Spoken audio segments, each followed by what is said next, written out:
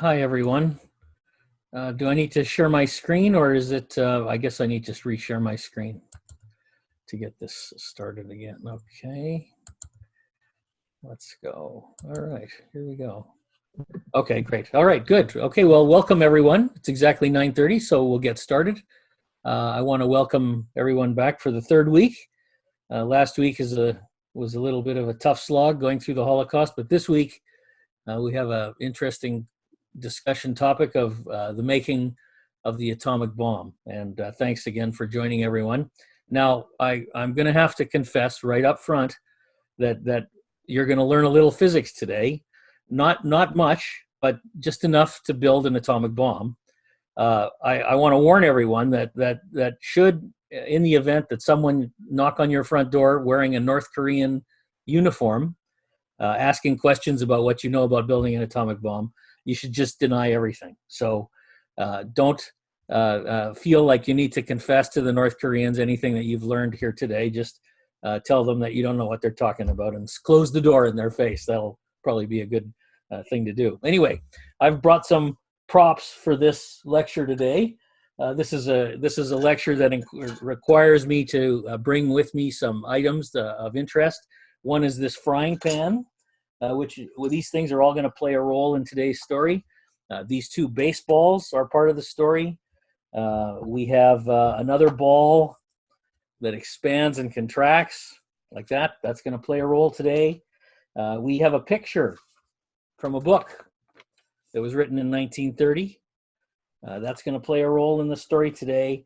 And we also have, by the way, that book was written by Dashiell Hammett, and it's called The Maltese Falcon. The book was written in 1930, and the movie was made in 1941.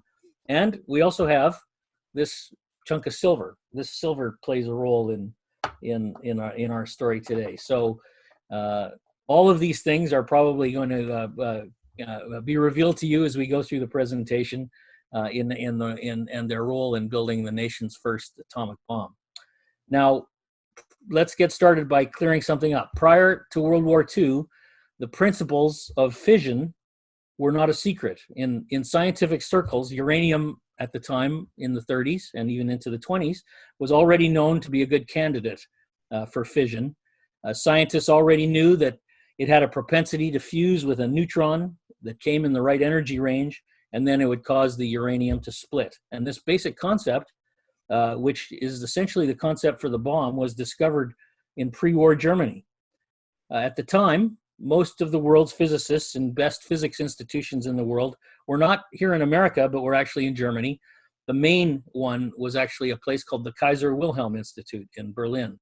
And that's going to come up time and time again in the discussion today. In fact, most of the key scientists who built the first atomic bomb here in the United States actually all got their PhDs in Europe. Robert Oppenheimer, the head of the scientific team, was one of them. Also, another thing to remember about the making of the atomic bomb is that many of the key chemists and physicists who worked on the bomb were all Jewish. Most of them fled Nazi Germany and ended up working on the bomb in the US or in England, or both. Essentially, this kicking out Europe's Jews essentially doomed the German effort to build their own bomb and actually work to accelerate our own. So let's get started with some real basic physics and see if the PowerPoint is going to work here for us. Let's see. Okay, the first person I want to introduce you to is a guy named Ernst Rutherford, who lived quite a while ago and died in the early 30s or the mid 30s. Rutherford discovered the concept of radioactive half-life. He discovered the radioactive element radon, and he discovered and named alpha and beta particles, all things which are important to our story today. He won a Nobel Prize in chemistry for this in 1908. And he also developed this model that you see on your screen for the atom with a nucleus surrounded by orbiting electrons that you can see right there. And he theorized that most of the mass of the atom would be concentrated in something that he was calling the proton. Now, this was important. Why is it important? Well, it's important because if you're going to split the atom, you need to know how it's constructed. And so this was a pretty good first step. And that takes us to the next significant actor in this whole story, and that is a few years later, along came James Chadwick. And he took Rutherford's model and he dug deeper. In 1935, he was awarded the Nobel Prize in Physics for his discovery of the neutron. And with this, as you can see in this photo, the model of the atom was now reasonably well understood, to the point where physicists around the world began to theorize that it might be possible to break it apart. And of course, that's what this whole process is talking about. And now this brings us to our friend Albert Einstein. He received the Nobel Prize in 1921 for physics, specifically for his theories of relativity. And of course, to the majority of the world, he's best known for this equation that you see on the page here, E equals mc squared. Now that plays a very important role in what we're going to talk about today for this particular reason. We need to understand the amount of energy that's released when you convert mass into energy. And that's what this equation is all about. Just 1 kilogram of material, when you multiply it by c squared, and in this particular case, c is the speed of light. You can see the formula there, 1 times 3 times 10 to the 8th squared. That's 9 times 10 to the 16th joules. Well, most people have no idea what that means, but here's really what it means. The Hiroshima bomb. Turns out the Hiroshima bomb was 63 times 10 to the 12th joules. If you do the math, that's only 0.0007 kilograms of material that was actually split to form enough energy to make that ginormous explosion. The Nagasaki bomb, which was a little bit bigger, 84 times 10 to the 12th joules, that was only 0.009 kilograms. So virtually almost nothing, almost nothing. So now let me go through and explain to you a little bit about what exactly is a chain reaction. So that's important if we're going to split the atom. Essentially what you see here is a diagram of what the chain reaction looks like. A neutron comes in and smacks into a nucleus of uranium-235, and it causes it to split. And it splits into barium and krypton. That's what you see here. And then more it kicks out more neutrons, which hit more uranium-235 atoms and split those. And it cascades, causing a ever larger chain reaction. And that chain reaction goes very quickly and ends up over here somewhere, causing a ginormous explosion. And this is essentially what's going on with a nuclear reaction. Now, who figured all this out? Well, good question. Turns out fission was discovered by these three people, Lise Meitner, Otto Frisch, and Otto Hahn. Now, we are sort of caught up on the physics development to when the Nazis came to power. When this happened, a tremendous number of Jewish scientists, either working or studying in Germany, found themselves in the wrong place at the wrong time. One of them, or two of them actually, are people in this picture. Lise Meitner was Jewish. Her nephew was Otto Frisch, and Lise Meitner was Otto Hahn's partner. Before the war, they burst the atom and detected barium. Why barium? Well, if you go back a page, here's barium. Barium is one of the byproducts. So the uranium is splitting into both krypton and barium, and Lise Meitner and Otto Hahn figured out that they had split the atom when they were able to detect barium. Hahn and Meitner wrote a paper describing the experiment, but Meitner and Frisch wrote a paper describing the physics. Otto Hahn won a Nobel Prize for all of this in 1944. Lise Meitner was ignored primarily because she was a woman, and she never received a Nobel Prize, and nor the notoriety that Otto Hahn received. However, Lise Meitner also went on to receive almost every other physics award in the world, but she was snubbed by the Nobel Committee as a result of her being a woman, perhaps also because of the times, but for whatever reason, she never received a Nobel Prize. She also left Germany very late in 1930s. She was not one of the first people to leave. In fact, she was one of the last, and she was barely able to escape with her life. Her friend Otto Hahn actually gave Lise Meitner the wedding ring from his wife in case she needed to bribe a guard on the way out of Germany. Luckily, she made her way out of Germany and ended up spending the war in Sweden, but she never worked on the atomic bomb. Otto Frisch, on the other hand, became a significant player in the making of the bomb, and we'll get to him in a few minutes. But anyway, as I was saying, during the 30s, when the Nazis came to power, a lot of these Jewish scientists were either working or studying in Germany, and they found themselves all in the wrong place at the wrong time. Beginning in 33, right after the Nazis came to power, the Jews in academia all began losing their jobs. All these people ended up losing their jobs, and large numbers of them ended up looking for jobs outside Germany. But you couldn't just emigrate in those days. In fact, it was quite difficult. You needed a sponsor to guarantee a job, or someone who would guarantee that they would take care of you so that you would not be a burden on the government financially. Now, turns out that filling this role in that period of time became something that the Carnegie Foundation and Rockefeller Foundation did. We're going to come back to these foundations in a few minutes. A word about Einstein right now is that actually Einstein was actually in the US when Hitler came to power in 1933. He'd been teaching at the Berlin Academy of Sciences, which was part of the Kaiser Wilhelm Institute. He never, ever went back to Germany after that. He spent the rest of his career at Princeton. And although he never worked on the Manhattan Project, he did go on to play a huge role in getting things started in the US. In 1936, the Nazis, as you know from last week, they passed the Nuremberg laws that forced all the Jews out of teaching positions all across Germany. But these actions actually had rather some severe consequences. This one act of kicking all the Jews out of their jobs actually sealed the fate of the Nazis. Had these Jewish scientists not been chased out of Germany, there likely would never have been an atomic bomb built during World War II.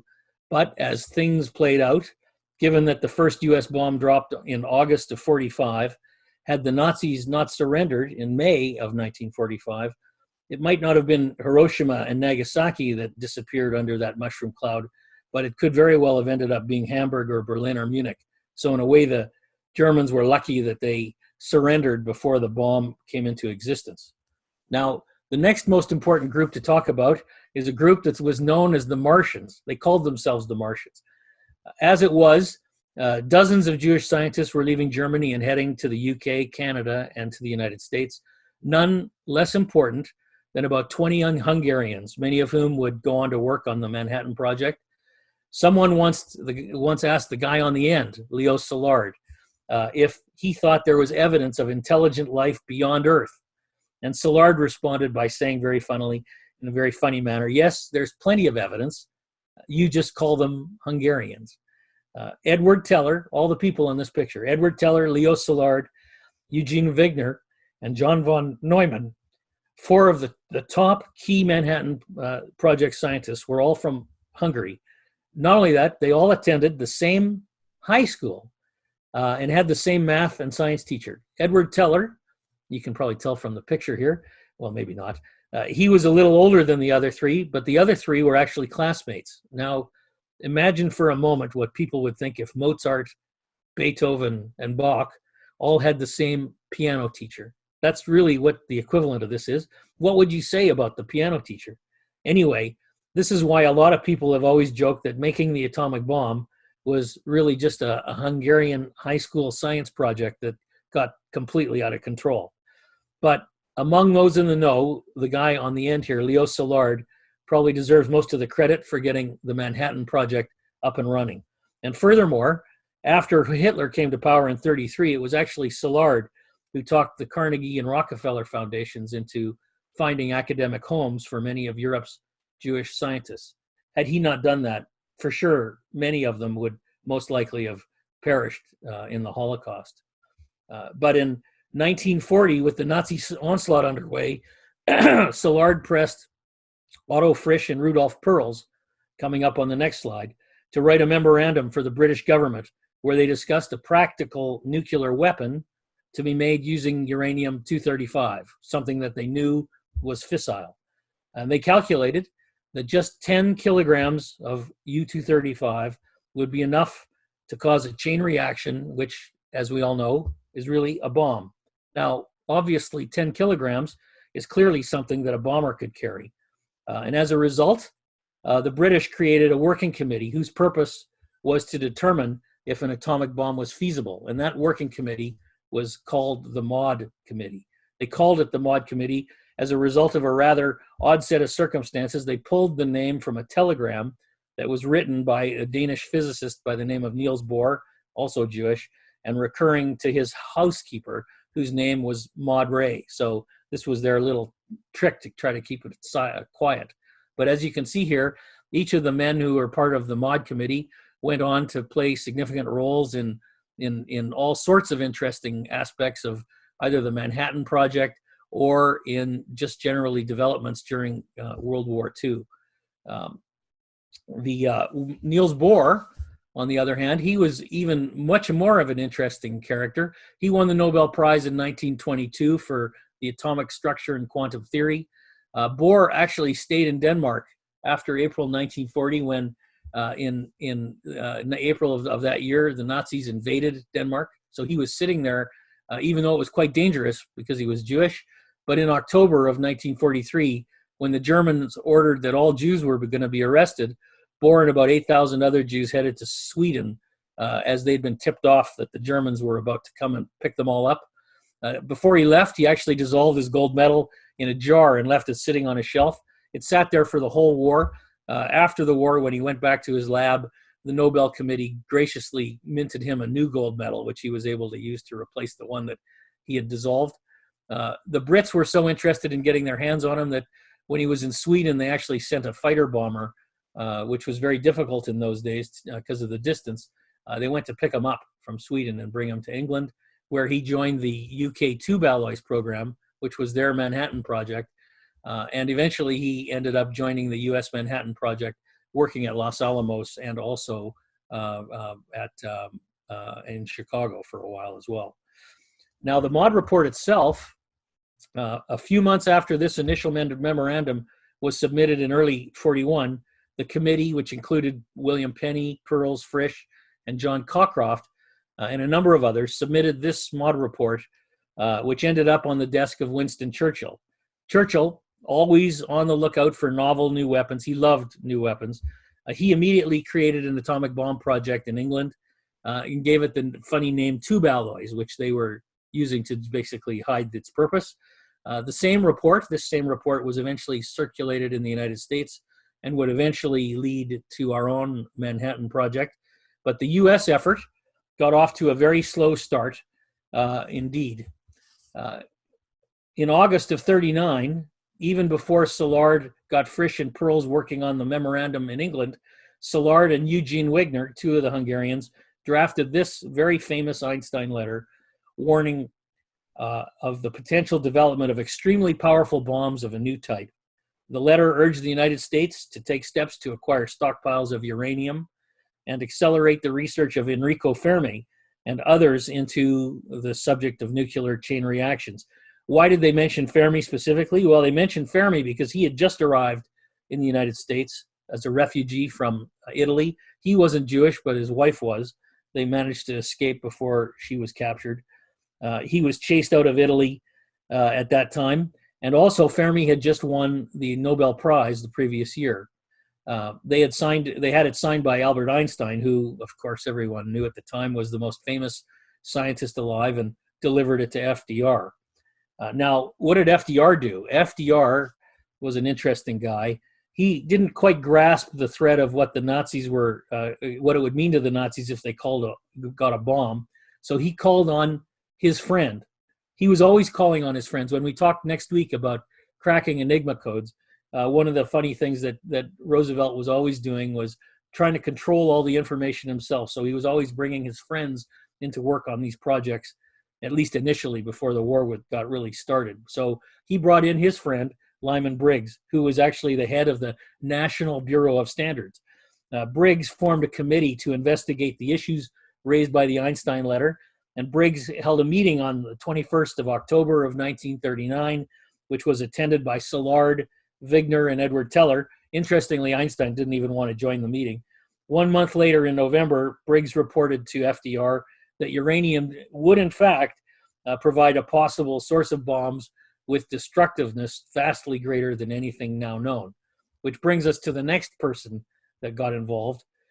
However, at the moment that Briggs wrote his memo, that was the end of the action for a long 6 months. Eventually, in June of 1940, with Szilard agitating continuously in Washington, Briggs' committee morphed into something called the National Defense Research Committee on uranium. And initially, at the time, Briggs proposed spending only $167,000 on research into uranium and the recently discovered plutonium.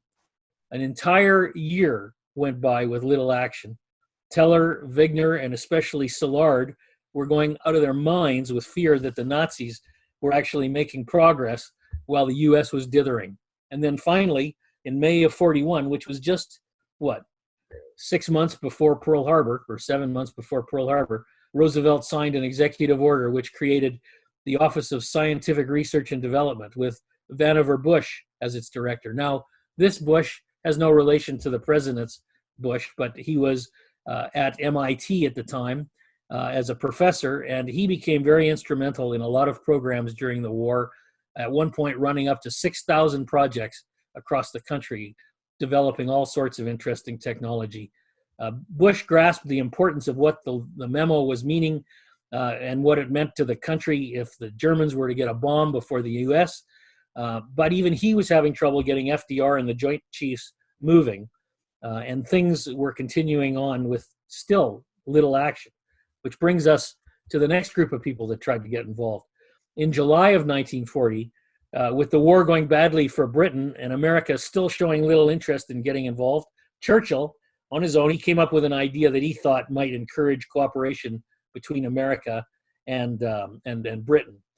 He took all of Britain's latest technology, all of everything that they had developed prior and during the war up until that point, all the scientific research that he could muster, put it into some trunks, loaded it all onto ship, and sent this Tizard, Sir Henry Tizard, along with a committee of individuals to go to the United States. The idea was that he wanted Tizard to talk the Americans into trading all of these British technological advances for more help with weapons to fight the war. So he brought with him a sample of the 10-centimeter magnetron, which is the basis for radar, perhaps one of the war's most important inventions. They brought a working prototype jet engine, and they brought a Rolls-Royce Supermarine Spitfire engine, arguably the most important aircraft engine of World War II.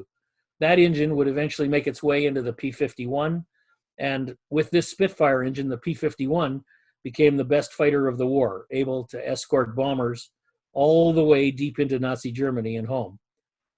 Among the Brits who came along with Tizard was John Cockcroft, who came to brief American scientists on British atomic developments.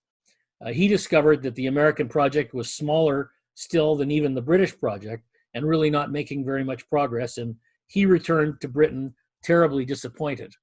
Finally, however, when he got home, he brought in Mark Oliphant. In late of August 1941, Oliphant, who was an Australian, was part of the tube alloys program in Britain. He decided that he was going to head to America because he thought he had some good contacts. He was good friends with Ernst Lawrence at UC Berkeley. Lawrence was a leading American physicist, and when Oliphant traveled to Berkeley, he finally met with Oliphant, and he learned that Oliphant had never even heard of the tube alloys program. So information was absolutely not being disseminated in the United States at all about what was going on.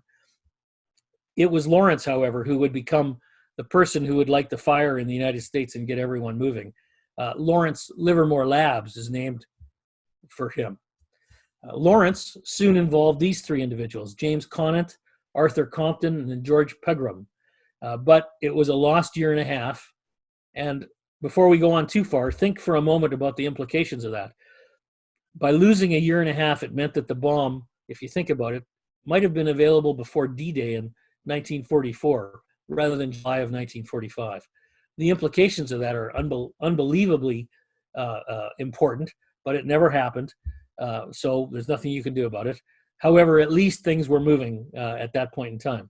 In October of 1941, Roosevelt, that's just 2 months before Pearl Harbor, chose the Army to run the project rather than the Navy because he felt the Army had more experience managing large-scale construction projects. The Army Corps of Engineers assigned the bomb project to their office in the city of New York in Manhattan.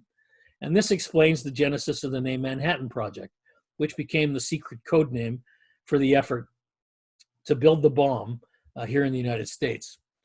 Now, at this point, General Leslie Groves, an Army general, enters the picture and assumes more and more responsibility for the enormous construction projects that were to follow. You can see a little bit here about his history. He had a history of being able to bring in large construction projects, especially the Pentagon. This alone was one of the primary reasons why he was selected.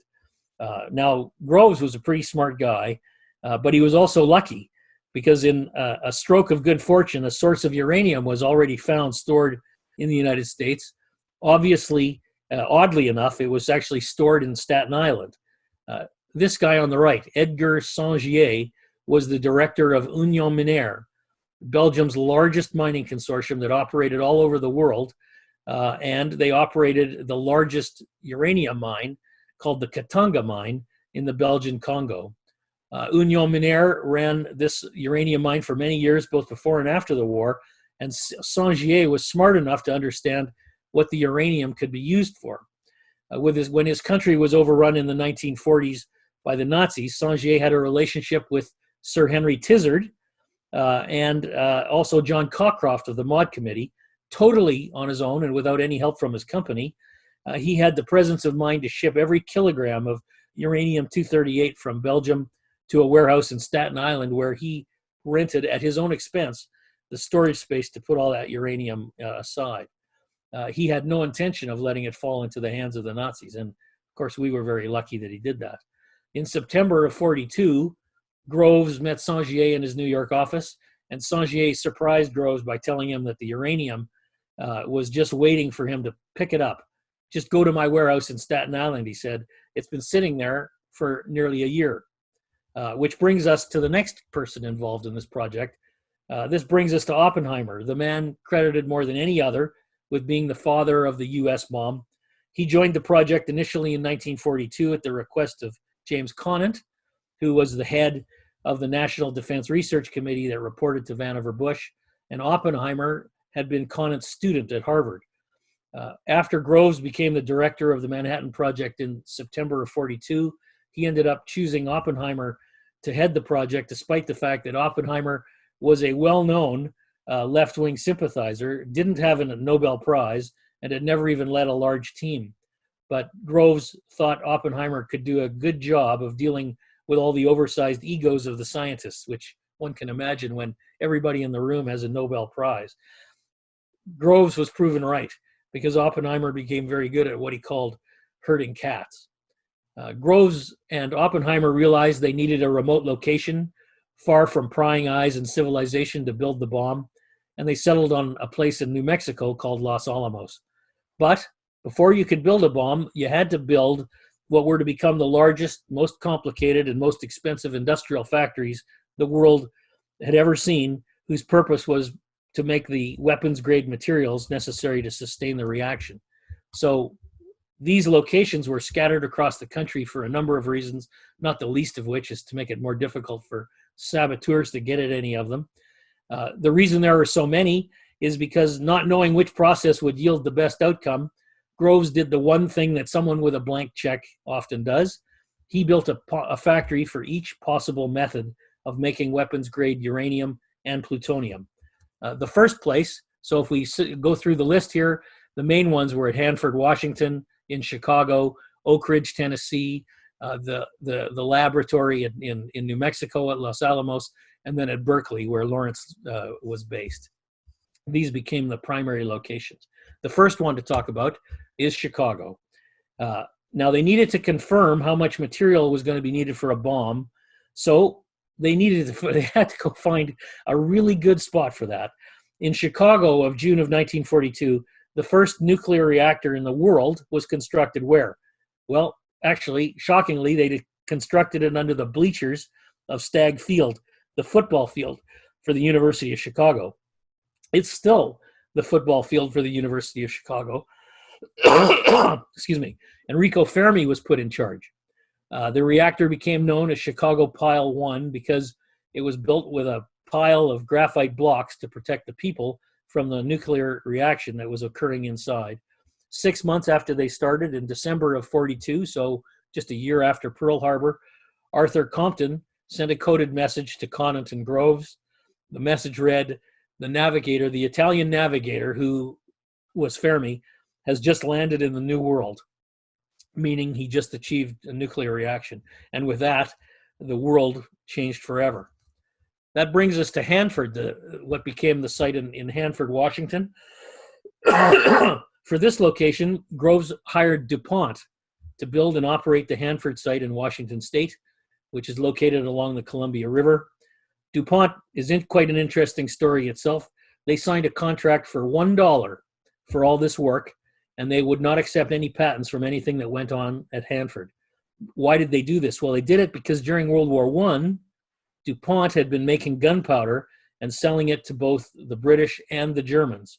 But when the U.S. entered World War I, there was absolute hell to pay when America realized that DuPont gunpowder was killing Americans.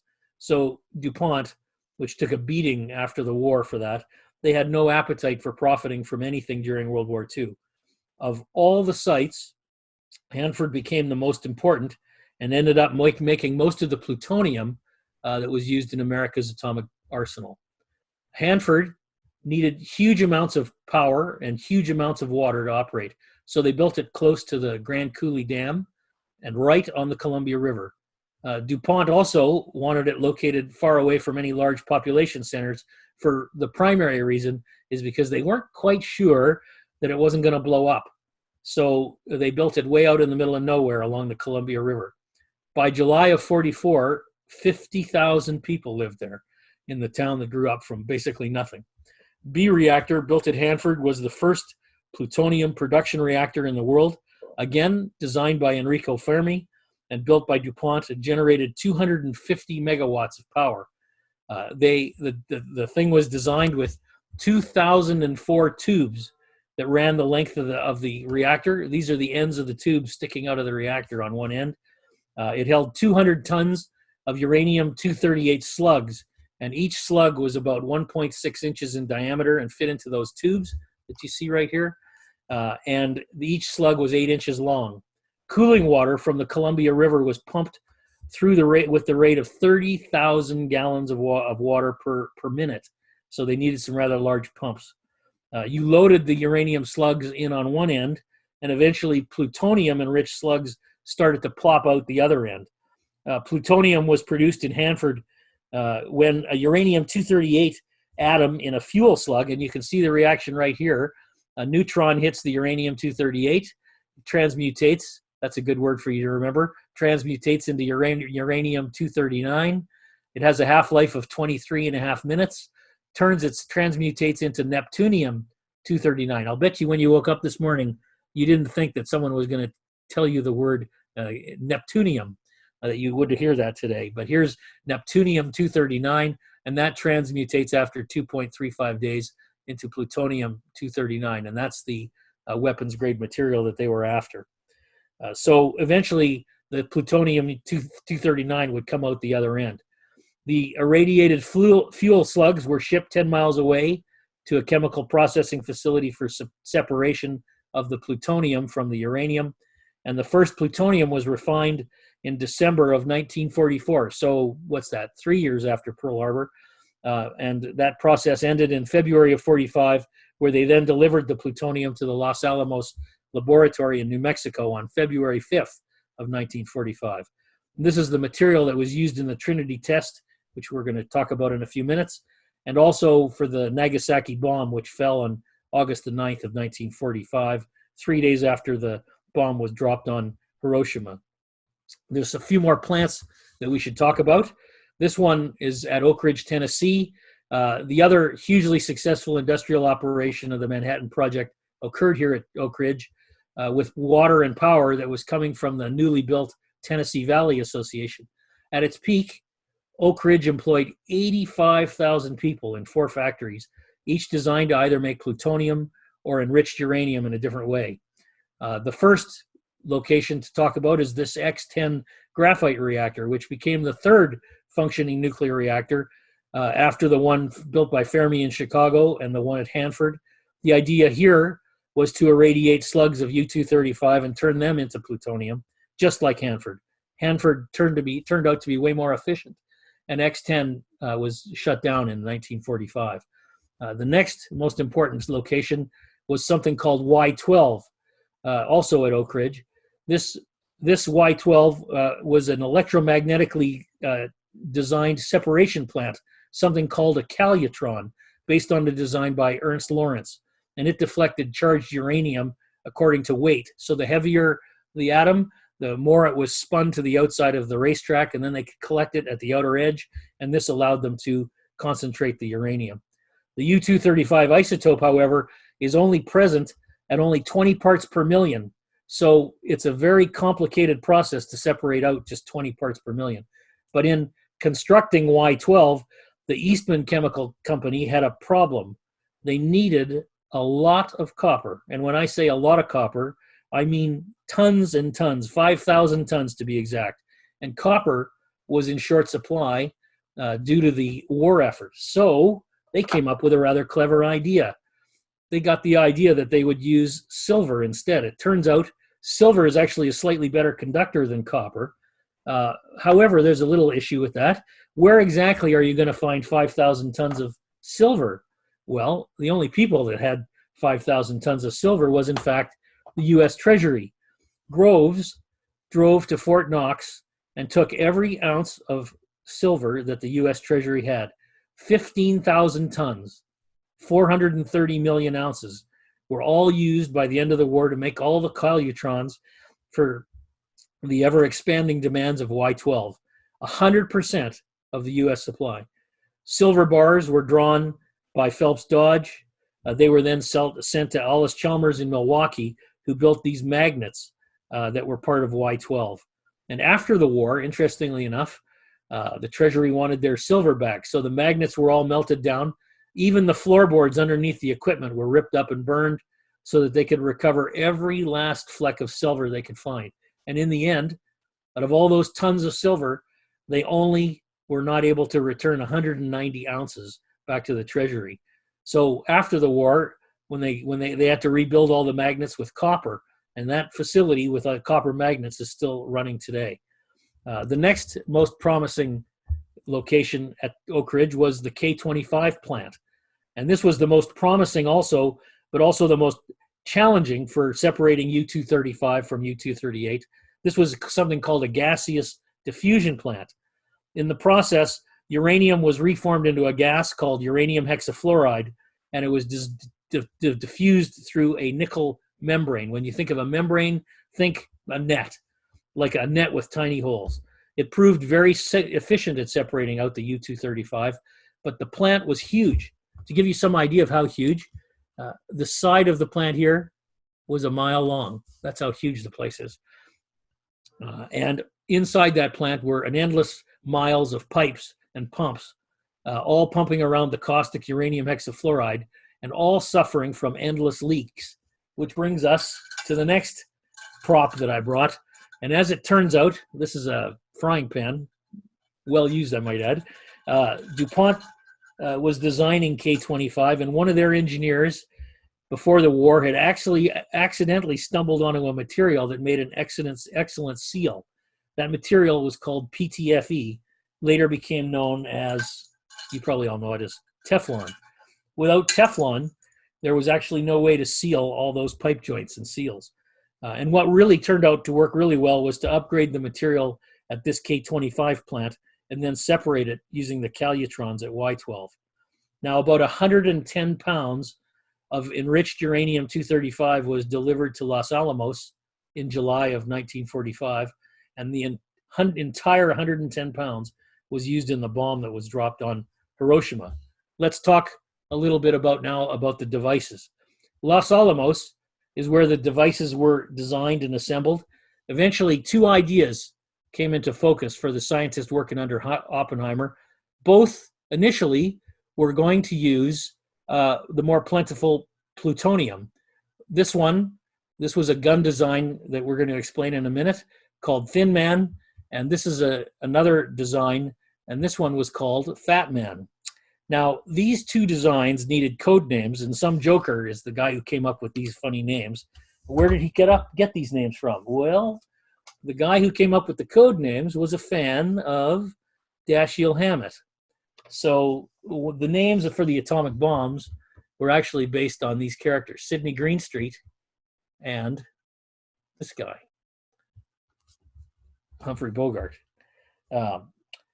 All taken from the Maltese Falcon. The first idea, again, was to create this gun-type fission weapon using plutonium called Thin Man. And that brings us to our two baseballs. Not a very complicated design. Two subcritical pieces of plutonium, one put at one end of a barrel, the other at the other end of the barrel. You put a lot of explosives here, you set off the charge, and you smash the two together, creating a critical mass of uranium or plutonium. It causes a fission reaction, and you get a bomb. Boom, it blows itself up. But in April of 1944, they determined that Thin Man had a problem when it was designed with plutonium. It turned out that the plutonium fission reaction process occurred so quickly that as you smashed the two pieces together, it blew up so quickly that you couldn't actually get a decent bomb. In other words, it blew itself apart before you could get enough fission reaction to cause a big enough bang. The guy who figured that out was this guy, Emilio Segre, who was also an Italian immigrant, a Jewish Italian immigrant who left Italy just before the war started. He lost his entire family, as did many of the other scientists, but he's the one who figured out that plutonium wouldn't work in the Thin Man bomb. So Oppenheimer decided to go all out on the Fat Man design, which was an implosion type weapon. Let me explain how that one works. Here's our other ball. And imagine, if you will, inside this large ball that you see here in the picture is the large ball.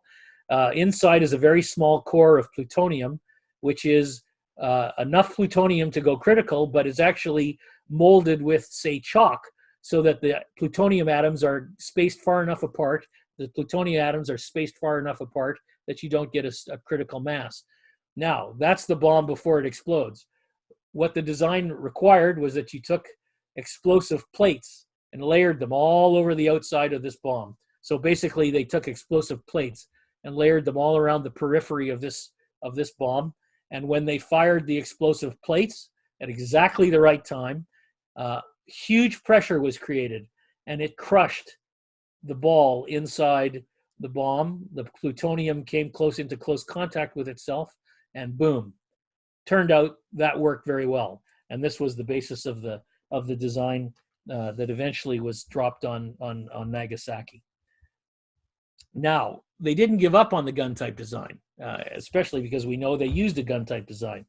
They didn't give up on the gun type design, but they had to give it a new name. So they took the Thin Man design, renamed it Little Boy, and they decided if plutonium wouldn't work, well, maybe uranium would work. So with two uranium slugs, now with an explosive charge on this side of this slug of uranium, fired down the cannon barrel into the other slug of uranium, you could in fact get the two slugs to go critical and have a big explosion before the bomb would blow itself apart. So that's why this design did work, while the plutonium one didn't work, and this one was renamed Little Boy. And so the two bombs, if you're familiar with that, ended up being called Fat Man and Little Boy. Now, this was the bomb, by the way, that was dropped on Hiroshima first. So it was actually the uranium bomb. Now, in order to test any of this, they went to a place called Alamogordo, New Mexico, where they just decided they needed to run a test to make sure the whole thing was going to work. So on July the 15th, they ran this test. And you can see here, it was actually a plutonium bomb that looked like Fat Man that they used. And this all happened on July the 16th of 1945. If I can get the video to run. There we go. This is them hoisting it up, and then this was the explosion in Alamogordo. They wanted to make sure it would work before they dropped it on Japan, because they thought the Japanese would laugh at them if they had a dud. So they definitely wanted to see if they could make it work. When the bomb went off, Oppenheimer was noted to have commented this very famous statement that he made: "Now I am become death, the destroyer of worlds." Now, just a few weeks later, the Thin Man design was dropped on Hiroshima on August the 6th, and then the Fat Man design, which was like the one at Alamogordo, was dropped on Nagasaki 3 days later on August the 9th. And as the world knows, 6 days later on August 15th, the Japanese surrendered and the war was over. Now, many people wonder if we were morally right to drop that bomb. I'm sure you've all heard this debate many times over the years. Let me give you my take on it, because it'll probably come up in the questions. My take on it is this: roughly 215,000 American servicemen died in the Pacific in World War II. Half of the 215,000 that died in the Pacific died in 1945 alone, when we invaded Saipan and Okinawa, where the death was incredible. And not only were lots of Americans dying, but the Japanese proved more and more fanatical as we were invading islands closest to their home islands. We were lucky that the war ended without the need to invade those home islands, because we found out that in Okinawa and on Saipan, even the civilians were fighting to the death. It would have been a fanatical fight to the death had we invaded the home islands. The estimates for additional casualties on the U.S. side were 1 million casualties to invade the home islands. And I think you can say that if we hadn't done that invasion, in addition to our casualties, the Japanese casualties would have been way worse. Given the way that the Japanese civilians had fought to the death on Saipan and Okinawa, I think you could make a good argument that Japanese culture might not even have survived an Allied invasion. They were so fanatical that I don't think that they would have given up had there not been a total shock of something like the bomb. I don't know how we would have done it otherwise. They would have never have surrendered, in my view, had they not been shocked into surrendering. Now, a word about the cost. Okay. What did all this cost us? The United States spent roughly $300 billion on World War II. 90% of that was raised from war bonds. The other 10% was actually borrowed. 10% of the $300 billion was actually spent on building the atomic bomb. That's $30 billion. So now normally I would end here and we would open up to discussions, but we still have quite a bit of time. Maybe I will just take a few minutes and show you a little bit about what the Germans were up to in their effort to build a bomb. It's quite an interesting story, and maybe some of you would be interested in it. So let me run through it relatively quickly.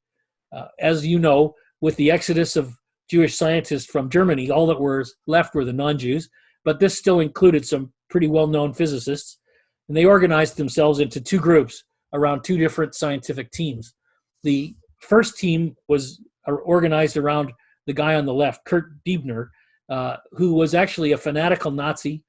He was totally committed to building an atomic bomb for the Germans and spent much of the war trying to do so. On the other hand, Heisenberg, who was much more famous than Diebner because he'd won a Nobel Prize in 1932, after it became more and more clear to him of what the Nazis were up to, it became more and more clear that he was spending most of his time trying to keep his team just out of the way of the other team. So the Heisenberg team was not working all that particularly hard on the atomic bomb. But on the other hand, they also weren't doing nothing. They actually were doing some work. So there was work going on, but Diebner's group was by far the most dangerous because he had been an early Nazi Party member, and he really was trying to build the bomb. Diebner was put in charge in 1939 at our normal location for all of this, where the Kaiser Wilhelm Institute in Berlin. Now, with him trying to build the bomb, you have to wonder, well, why weren't the Germans as successful as the Americans? And actually, you just have to think back to that slide about the cost. We spent $30 billion trying to build the bomb. Germany just didn't have that kind of resources. But on the other hand, the Germans did manage to figure out that plutonium was the better choice, and they actually built a reactor to turn uranium-238 into plutonium-239. Of course, I tracked that place down on my travels. It's located at a little town called Hagerloch. And because the Allies were bombing the heck out of Germany, they built the reactor in a little town way out of the way, south of Stuttgart and north of Lake Constance. They found a town with a very steep cliff. This is like a vertical wall. It's about 50 feet below this church. Below the church, they hollowed out into the rock what became known as something they called the Atomskeller. And this is where they put their reactor. Today, it's a little museum, which costs you a whole euro to get into that place. The uranium that they found came from the Czech Republic, but instead of using graphite to slow down the neutrons to irradiate the uranium, the Germans decided to use deuterium. Chemically, heavy water, which is known as D2O, actually has an extra neutron in the regular hydrogen. D2O occurs mixed in with regular water. It gets a little bit heavier, but only 156 parts per million of heavy water, of regular water is actually heavy water. So when something's in there at only 156 parts per million, it's a little hard to separate it out. It weighed 11% more than regular water because it had that extra neutron, and it had a slightly higher boiling point. So how did they go about getting it? Well, turns out to fill up the reactor, they needed tons and tons of heavy water. And in order to get the heavy water, they had two methods to do that. They either used centrifuges, which spun the water so that the heavy water would go out towards the edge, and they could concentrate it in a cascade of centrifuges, or they tried to use a boiling process. Turns out the most successful method was actually to build a giant cascade of centrifuges to separate out the heavy water from the regular water. Where did they do this? Well, turns out they did this. This is what by the way, what the reactor looks like inside that cellar. Those are supposed to be little blocks of uranium that were being lowered down into this chamber, which was supposed to be filled with the heavy water. The heavy water was coming from this place, Vamork in Norway. The Germans had a bit of luck because when they invaded Norway, Norsk Hydro was making already a very small amount of heavy water for research purposes, and they were doing it at this Vamork facility in Norway. So Diebner went there and he talked the managers of Norsk Hydro into increasing heavy water production by 1,000-fold. Remember, I told you there were no secrets about what all this was being used for. So Norsk Hydro knew that the Germans were going to use this heavy water for some nuclear experiments. The managers were willing to go along with it. The people who worked at Norsk Hydro weren't quite so willing. This is what the centrifuges ended up looking like. The people who worked at the plant, when they caught wind of what was going on, they decided that they were gonna tell the Norwegian underground about it, which they did. The Norwegian underground in Norway immediately contacted the Norwegian government in exile in London. The Norwegian government in exile really didn't know what to do with the information. Eventually, they got it into the hands of British intelligence. British intelligence had no idea what to do with the information. They ended up getting a hold of General Groves, and General Groves got a hold of Enrico Fermi and Leo Szilard, and those two immediately had heart attacks right on the spot. Something definitely had to be done because now the Nazis were definitely up to something with respect to a bomb, and the Allies now knew about it. This was petrifying to the scientists at Los Alamos. So the job fell to the British Secret Service and the Special Operations Executive, along with Norwegian Underground, to take care of this problem. The heavy water facility was just going to have to be destroyed, and darn quick. The first plan was to send in some British commandos. They launched in November of 1942, 40 commandos in gliders pulled by bombers. The whole exercise ended in a disaster. The bombers and the gliders all crashed. Everyone was killed. The next plan was just to send in bombers, but the plant was in a deep gorge, if you saw that picture, protected by many 88 millimeter anti-aircraft guns. After they lost 15 bombers and 150 men, they gave up on that plan. And that led them to these two guys. Finally, the Norwegian Underground was given a shot. And in February of 1943, a team of SOE-trained Norwegians parachuted into Norway. The leader was the guy on the left, Joachim Ronenberg. He and 8 fellow Norwegians parachuted in. They cross-country skied to the plant. They broke in, and they blew up the centrifuges with 1,000 pounds of heavy water. Amazingly, they managed to escape without a shot being fired, and they got clean away. But Diebner didn't give up. He returned to Vamork with even more centrifuges and put the plant back into operation quite quickly. Eventually, the SOE realized that the plant was back into operation and now was busy producing even more heavy water than before. Now, one of the original saboteurs who had stayed behind from the original attack was this guy on the left, Knut Haukelid.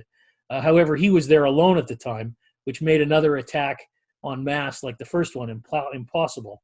But he came up with his own plan.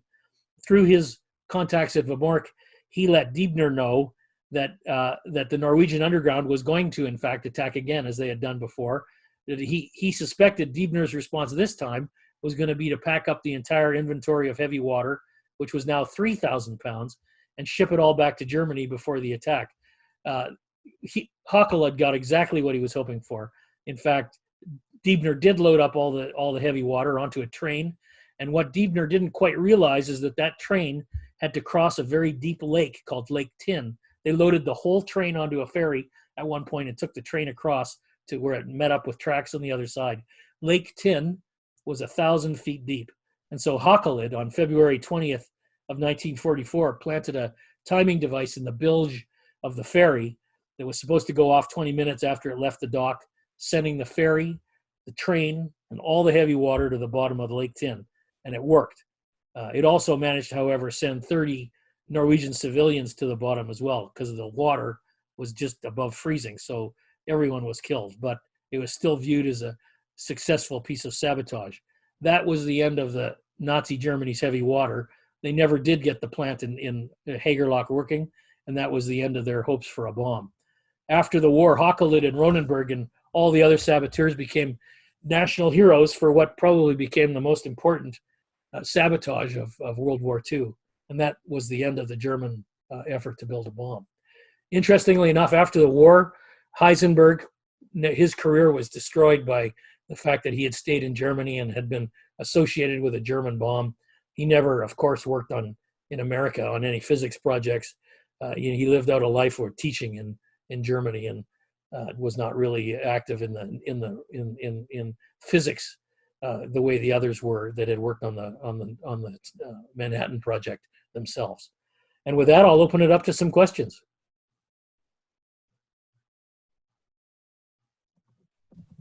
Okay. There are 6 questions in the Q&A box. And to start with, in summary, what would you say is the best book on this subject, Richard? There's one book that I recommend more than any other. It's called The Making of the Atomic Bomb, written by Richard Rhodes. He also wrote another book called The Making of the Hydrogen Bomb. It's a very good summary, an excellent summary, but it's not for the faint of heart.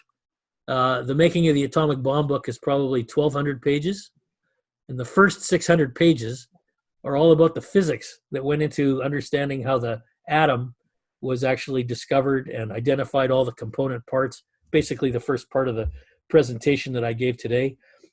If you want, you could skip that part and just read the absolutely fascinating detailed story that he writes about the scientists who all worked on the project. But this is the encyclopedia. If you're looking for the one book to read on this subject, that would be it. Okay, before we ask you some of the technical questions, here's sort of a political question. One of the arguments against dropping the atomic bomb on Japan is that we could have blockaded Japan from getting essential supplies, including food, and thus effectively starved them into surrendering. What do you think? Well, we kind of tried that in Okinawa and Saipan. It's not, this is it could have been possible, but at the time, we had millions of men in arms. How long would we have sat there waiting to try to starve them out? I don't know how we could have waited all that long. People wanted to go home and get back on with their lives. I think the military would never have sat there much more than a month or two, and then they would have opted for an invasion. The Japanese were not in a surrendering mood. Even the night before the day they surrendered, on August 15th, there was an attempted palace coup where they tried to find the recording that the emperor had made where he was announcing the surrender. The military broke in and tried to find the recording to try to overturn his decision. So it's totally not clear that surrender wasn't going to happen anytime soon. I actually think that an invasion would have happened. All those men sitting on ships would have had to invade. You can't leave them sitting off the shore of Japan indefinitely. And I think at the end of the day, based on what we saw at Okinawa and Saipan with Japanese civilians fighting with sticks, with kids walking with hand grenades up to the American troops, and then jumping off cliffs when it was shown that they were ultimately going to lose, I think the same thing would have been going on in Japan. It would have been a bloodbath, which may very well have been the end of Japanese culture. So I firmly believe that we were left with no choice. But it's just my opinion. You're obviously entitled to your own. Okay, while we're still in Japan, here's a question about how many bombs had been manufactured by the U.S. were in the pipeline ready to be deployed when Japanese surrendered? Well, that's a very good question. So Hanford was able to turn out enough plutonium to make one bomb a week. The uranium process was very slow. So that, as I told you, every ounce of uranium that had been processed up until July of '45 was used in the Hiroshima bomb, in the gun type bomb where they slammed 2 uranium slugs together. So getting another uranium bomb would have taken quite some time. Plutonium bombs, however, could have been produced at the rate of about 1 a week, and that production was kept up there at Hanford for much of the '50s because of our ongoing difficulties with the Russians. But the Hanford process worked pretty well, as did the enrichment processes going on at Oak Ridge, Tennessee. But we were basically making one bomb a week.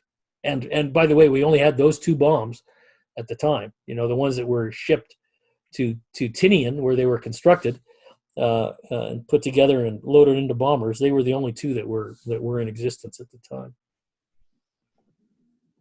Okay, Richard asks, how well shielded was the uranium stored on Staten Island? Were there any health issues that followed? Well, health issues is a bigger issue in Hanford and et cetera, the other locations. Yeah, so the uranium that Sangier had stored in Staten Island was uranium 238, not the enriched uranium. So it would have been mildly radioactive, but no more than any radioactivity that you'd get out of a normal uranium mine. So whatever precautions they would have taken, I suppose, would have been some amount of shielding, but it was not particularly dangerous like enriched material was. Enriched material was highly dangerous. As you know, several scientists were killed with the accidents at Los Alamos over the years from plutonium poisoning and uranium poisoning. As they were practicing bringing these orbs together, they sometimes managed to get them too close together. They started going critical, spitting off large numbers of neutrons, and of course people were being killed from that. And that happened several times at Los Alamos, and at other places too. So it's dangerous material. There's no question about it, obviously. Brad asks, why did the Fat Man implode instead of explode? Oh, okay. So let's go through that again. Okay, so this was the bomb as it was built in that big round ball that I showed you. The plates, the explosive plates, were actually put on the outside of the shell at the periphery, and so when the plates, and they were made like a lens, so they focused the pressure wave inwards, not outwards. So. And of course, yes, it's true. The bomb would also explode outwards, but the point is that the big pressure wave, based on the design of the plates, was actually focusing the pressure wave internally, and that caused the collapse of the ball of plutonium inside, and that was enough to make it go critical before it also blew up. Because of course, when the thing blows up as an atomic bomb, it blows itself to smithereens. So it's a race between all the different explosions that are going on, the explosive panels, which are blowing the pressure wave in and also exploding outwards, and also the plutonium is being crushed together before it also blows apart. And that, as I said, was the problem when they tried to use uranium in that design. The uranium would blow itself apart before it would make a big enough explosion to cause a nuclear explosion. So you would get basically a dud, nothing. That would be like a dirty bomb. That would be exactly what a dirty bomb would be. It would just spray radioactive material all over the place, rather than getting a critical reaction and then a nuclear reaction, a fission reaction. All right, we're having a critical mass of questions now. They're adding up like a chain reaction. But we, as people know that stayed on the call last week, we can go past our allotted time. Richard is willing to stay till our questions are all answered. So here's another question about the scientists who worked on the atomic bomb, did they help develop nuclear energy after the war? Oh, yes, absolutely. Most of those Manhattan scientists ended up having long careers in all sorts of interesting scientific fields. John von Neumann, for instance, was a prolific scientist after the war. He's the guy that invented a WYSIWYG. If you know what WYSIWYG is the process that when you type on your computer and you type the letter A on a computer, it actually shows up as an A on your screen. So some of these physicists were very, very involved after the war in all sorts of different experiments. But if you want to read about another interesting guy, von Neumann was really one of those people that became quite famous after the war. Actually, if you really want to get an understanding of what these guys were up to after the war, you just have to watch that very funny comedy called with the scientists from Berkeley, the kids. What was that thing called? I can't even remember what it was called now. One of you is going to have to remind me. With Sheldon, the physicist from who was at Caltech.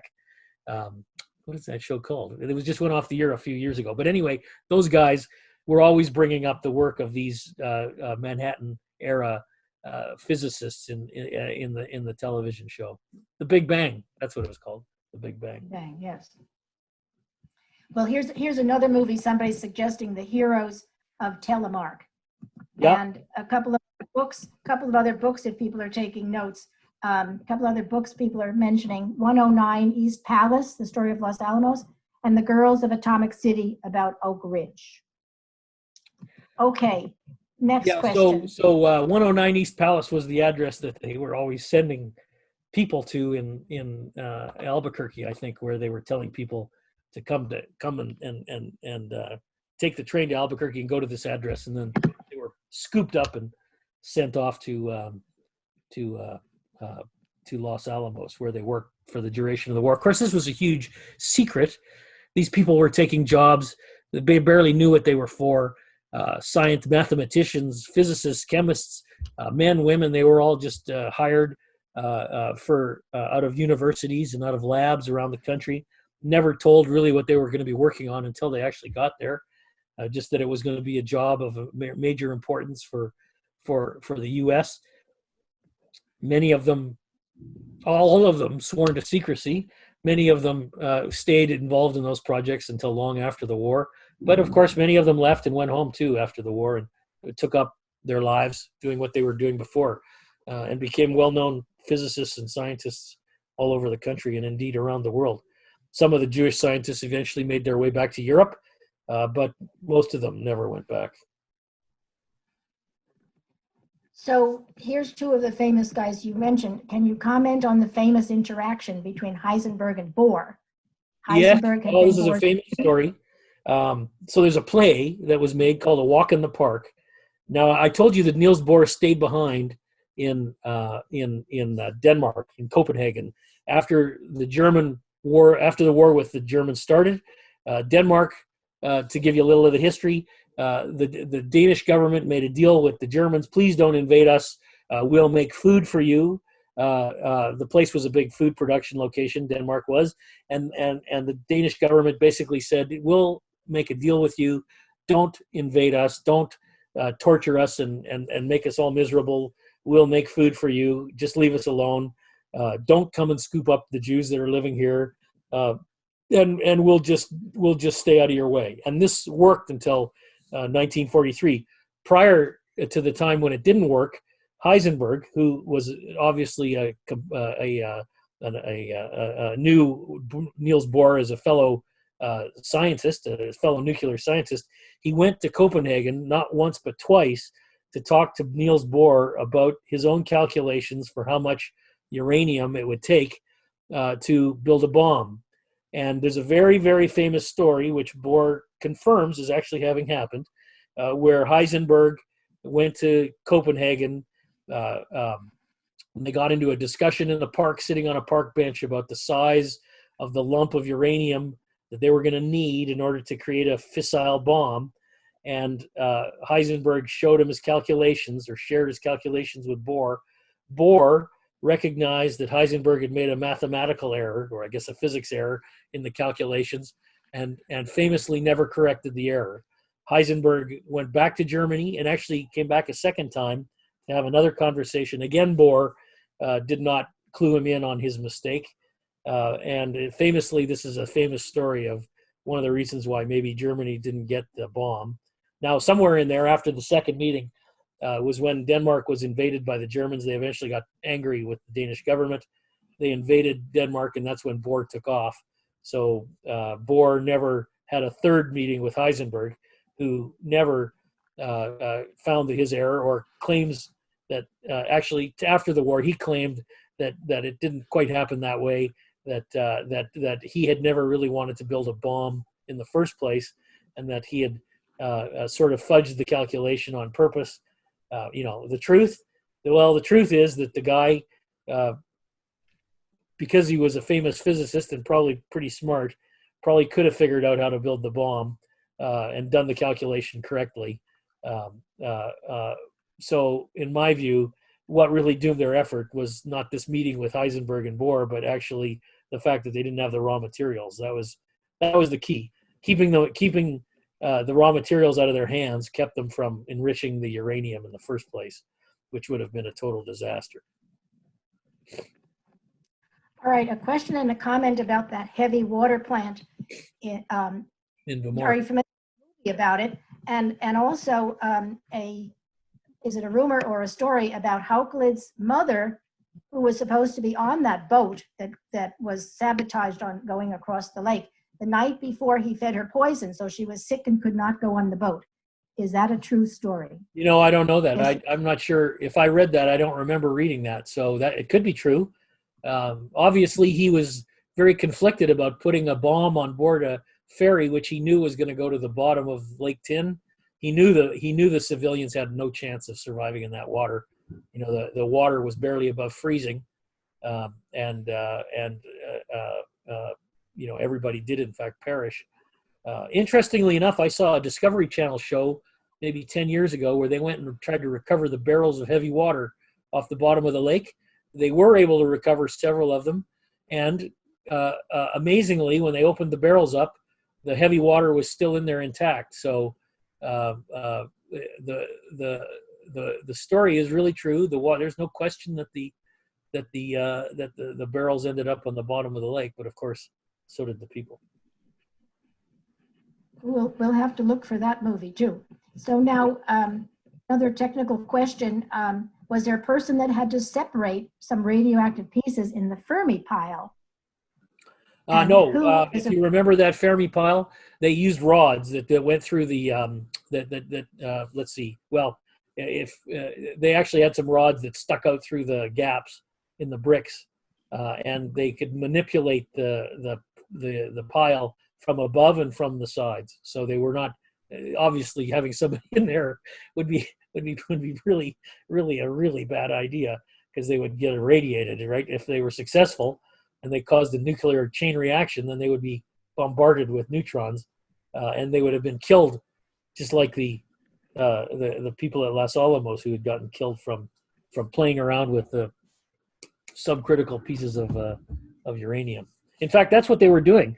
They were trying to figure out how big these pieces needed to be, and as they brought them together, they noticed the chain reaction starting. So the whole point of that Chicago pile was, how big did this one need to be, and how big did that one need to be, and what was the rate of the creation of the neutrons that was happening. So this was what they were trying to figure out in Chicago. Well, back to Los Alamos. How much fissile material was used in the test bomb at Los Alamos? I don't know the answer to that. That was, I really don't know. I'm not sure that's, I just don't know. You'd have to go look that up. Sorry. Something you'll have to look up. It may be in the Richard Rhodes book. I just can't remember. Probably, now that I think about it, everything is in the Richard Rhodes book. So I would be surprised if it were not in there, but I just don't remember what it was.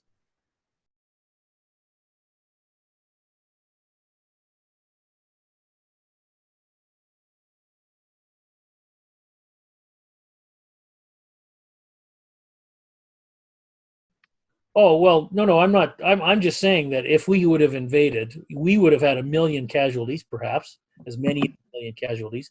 But Japan, they would have fought to the death. And I've been to Japan many, many times. They're a very friendly people. But in the 1940s, they were like the Taliban. When you read about their behavior during World War II, they fought to the death.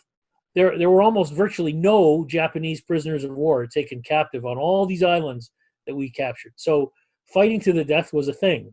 They had a code, this Bushido code. They didn't want to be taken prisoner, and that included the civilians. So I'm just saying that, yes, our casualties would have been terrible. A million Allied casualties is obviously outrageous to suffer after having already had 200,000 killed in order to get to where we were at that point. But I think we were probably kinder to the Japanese by dropping those bombs than if we had been by invading, primarily because I happen to know that I'm 100% confident that they would have fought to the death. And when I say fight to the death, I think every man, woman, and child would have been armed with a pitchfork taking a run at an American serviceman. Yeah, they would have killed a lot of servicemen, but boy, a lot of Japanese would have died. And I don't know what would have brought that war to an end except the final Japanese jumping off a cliff somewhere in Japan, like they were in, as you see in the videos, in Saipan and Okinawa. It was brutal what was going on there. And more civilians were dying in Okinawa and Saipan than their military. So you could forecast the same thing happening in Japan. So, yeah, we would have suffered a million casualties. Unacceptable. But I also think we did the Japanese a favor. I know it sounds kind of terrible to say that, but we probably did them a favor by forcing the war to a quick end rather than invading, because of what chaos would have probably happened there had an invasion occurred. Okay, Jim asked what's going on at these sites now: Hanford, Los Alamos, Oak Ridge, Chicago, etc. So if you go to Chicago, as I said, it's still the football field for the University of Chicago. There's a plaque on the wall outside the room where the reactor was sitting. Okay, in true American fashion, 6 months after Enrico Fermi got it working, we took the whole thing apart and we moved it out of town to a lab that they built just outside, which was way out of town, which is now part of the Argonne National Labs. And at the time, they rebuilt the reactor even larger than the first one to do more tests. Enrico Fermi stayed there to run that thing. Now that lab is actually in the middle of Chicago because, of course, the city has grown up around where it was originally moved to. Hanford is now a EPA Superfund site. It's a total mess. Of course, the ground was terribly contaminated throughout all of this. As one might expect, they weren't being particularly careful with waste, and the place is a mess. They're still trying to clean it up.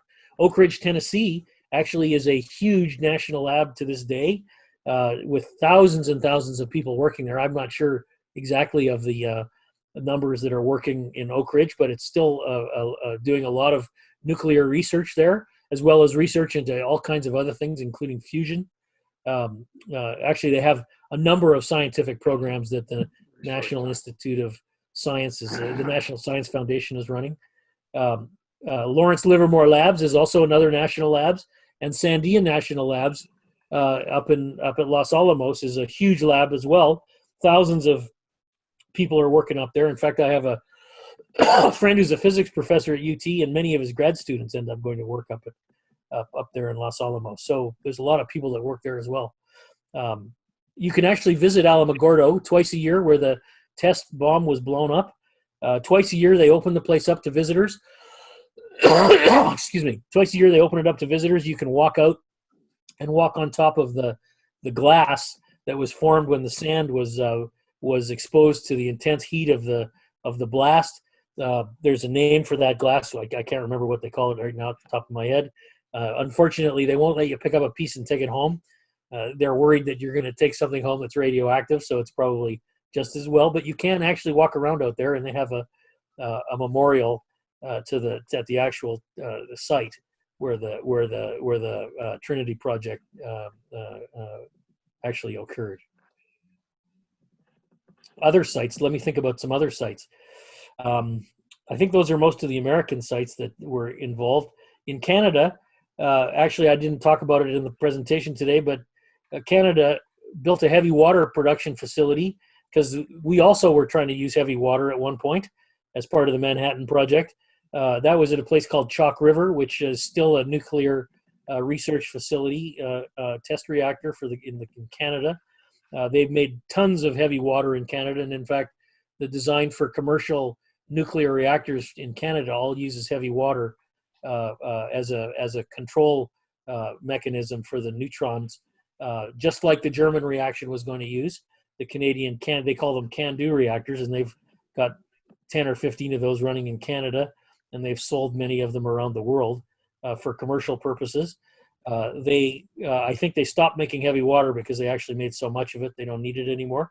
But they were making it exactly the same way that the Germans, the Norwegians were making it. They were using centrifuges and boiling it, and they in Canada were doing the same thing. But during the years of the Manhattan Project, we learned that graphite was easier to deal with and more plentiful, and so we used graphite as the neutron moderator. And in the American commercial reactors, we don't use heavy water; we use regular water, and then we use graphite or boron rods as the neutron moderators to slow the neutrons down and cause the reaction.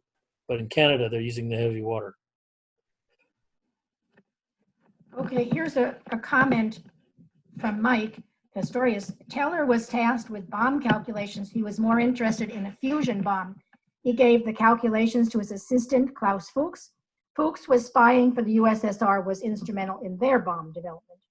Yeah, in fact, Teller was a character. Turns out Edward Teller, one of those Hungarians, was notoriously difficult to get along with. And somewhere during the course of the Manhattan Project, they decided that the best thing they could do with Edward Teller was send him off to California, where he could start working on the super bomb, which became the hydrogen bomb. And so they got rid of him from Los Alamos because he was quite disruptive. So they sent him out there. And whoever just was telling you this story, it's correct. The Los Alamos was riddled with people who had communist sympathies. America's nuclear secrets were shared very quickly with the Russians, who ended up with their own bomb. You can argue maybe that was better that that happened, because it kept somebody from trying to use more of them. Of course, it gave us 50 years of a Cold War, but we can say one thing about that Cold War is that it never turned into a hot war. So in that regard, we were quite lucky. But these are all things that y'all can debate without me, because it's just my opinion about all of that. So I'm not sure if you have a list of references. We need to compile the list of books that you mentioned. And here's another one somebody's mentioning about Leona Marshall Libby, the first woman on the Chicago pile. She wrote a book entitled The Uranium People. I'm not familiar with that book. Let me write that down. What was it again? The Uranium People, because we know the girls of Atomic City. That's fairly recent. And here's a little anecdote or a cocktail tidbit. The well-known youth author, Judy Blume, was she married for the second or third time to a Los Alamos scientist after the bombs went off? Well, I don't know. Could be. Cocktail tidbit. And another is this I guess some people thought these scientists were a good catch, right? They were famous. Smart people. Yeah. And somebody heard that UT's Big Bertha drum was stored under the stadium where the nuclear work was done. Is that true? Sorry, UT's Big Bertha drum was stored in Chicago? Under the stadium, I presume the Chicago stadium where the nuclear work was done. Oh, well, I don't know. That would be some UT lore that I would not be familiar with. Why was it in Chicago? Good question. Well, who at UT find the answer to that? Well, I don't have any more open questions. And let's see. Do you want to go back to the ones from last week that we never got to? Well, yeah, we've got over 100 people still online. Somebody is complimenting you again. Great presentation. Thank you. Oh, thank you. And here Rick says it wasn't UT's drum at the time. So, okay, so maybe UT inherited the Chicago. So we baited Chicago and stole the drum and brought it down here. That's good for us. Yeah. But I still don't know why you would bury a drum underneath the Stag Field, even if it belonged to the University of Chicago. But okay, all right. Well, yeah, so I said there's over 100 still online. There are some questions that were left over from last week. The first one about Victor Plage. You know about Victor Plage? Sorry, I'll write that down and dig up some information about him, but I'm not familiar with him. Victor Plage. Plage. Sorry, never heard of him. I assume. And another question about the Ritchie boys. They were German Jews who served in the U.S. Army. Yeah, okay. So lots of Germans were making their way to the United States before the war started, and even after it started when Britain was in. A lot of these people obviously wanted to serve. A lot of them had some rather unique skills in that they could speak essentially perfect German, indistinguishable from Germans who were living in Germany.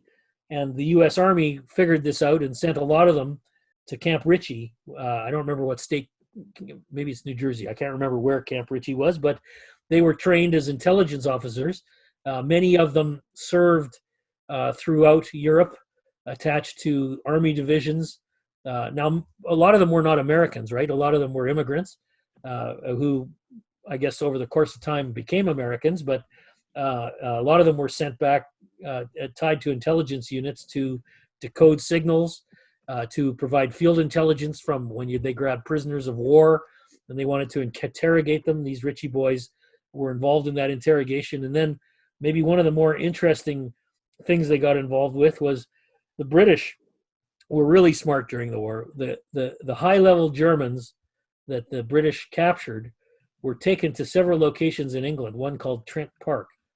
And the German officers were put up at this manor home outside London, treated rather nicely, and told that they would not be punished or harmed while they were incarcerated. And the British encouraged them all to sort of play pool, take long walks on the manor grounds. Basically, they had a pretty cushy life there. And what the Germans didn't realize is that the British had bugged every room, every square foot of outdoor space. There were microphones planted absolutely everywhere. And they were recording all of their conversations, thousands and thousands of hours of thousands of conversations, all of which were translated. They felt that these officers would often talk amongst themselves in German without using code. They would talk about things that they knew about the war and that the Allies would get actionable intelligence out of it. Turns out they needed a whole bunch of translators to do that. They were actually cutting phonograph records. That they didn't really have tape decks in those days, so they were cutting hundreds of phonograph records from these microphones as a way to store the speeches or the talks. And they used a lot of German Jews to do the translations, not only ones that came to England and stayed in England, but actually a lot of these Ritchie boys who were ended up in the U.S. Commands were often sent off to work in Trent Park. There was a second location whose name escapes my mind, but Trent Park was the main location where they did this. And they got a lot of very useful intelligence out of these Germans who showed up there as they were being captured in all the different battles. They would show up and talk about conditions back in Germany. The British were really quite clever in hiding these microphones, bugging the bathrooms, bugging the pool table, any place where any conversation happened. These conversations were all recorded and then transcribed into English by these German Jews who obviously spoke fluent German. So it's a very good story. Well, somebody notes that Camp Ritchie is in Maryland, near the Maryland. There you go. Okay.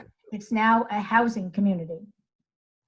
Okay, and then back to the drum, the UT drum.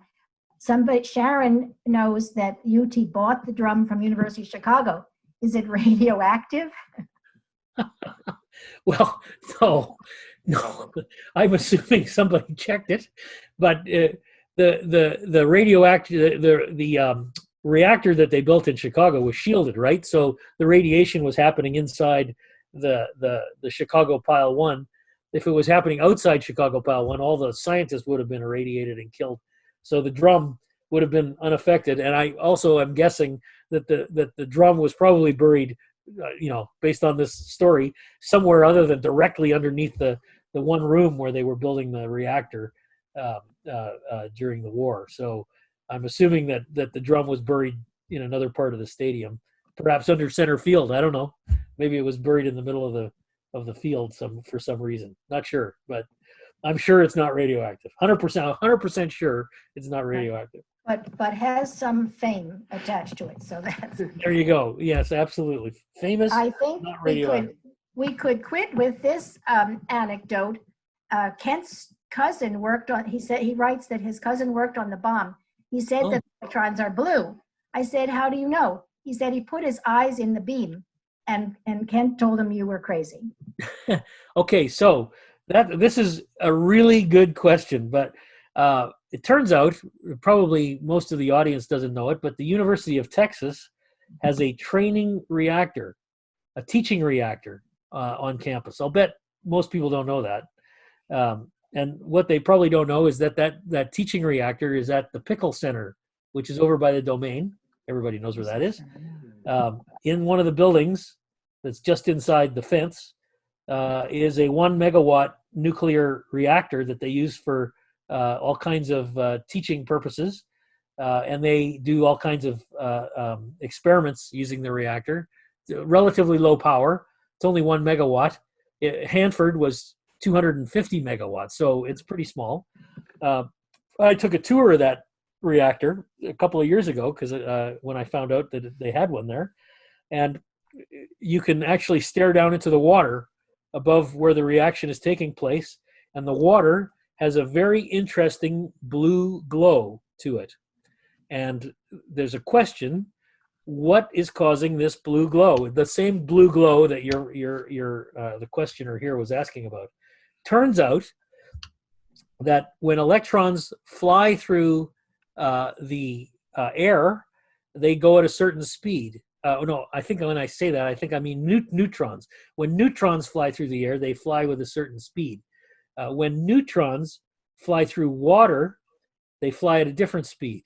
And the reason that the water glows blue has to do with the difference in the speed of traveling neutrons as it passes through the water versus passes through air. And I think I'm saying neutrons, but I think I mean electrons. But anyway, this blue glow has something to do with the transition of either neutrons or electrons through the medium of water versus air, and that causes the intense blue glow that you're talking about.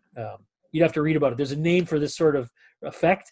Of course, I can't remember what that is, but it definitely happens. So there's something to the cousin's story. Yes. And with that, we are finished with our questions, and we will look forward to next week, Richard. Okay. I think next week we're cracking Enigma. I believe we're cracking the Enigma codes next week. Is that correct? The cracking the Enigma is what we have on our program. Yes. Okay. So next week we're going to crack the Enigma codes. You're all going to end up, just as today you all learned how to make an atomic bomb. And by the way, keep an eye out for those North Koreans. Next week, you're going to learn how to crack ciphers and codes, and eventually get yourself to a position where, if you want, you can get a job at the government code and cipher school at Bletchley Park in England, which is where all this was taking place during the war. So we're going to talk about that next week. Okay. Well, goodbye, everybody, and stay safe. Take care, everybody. Bye-bye.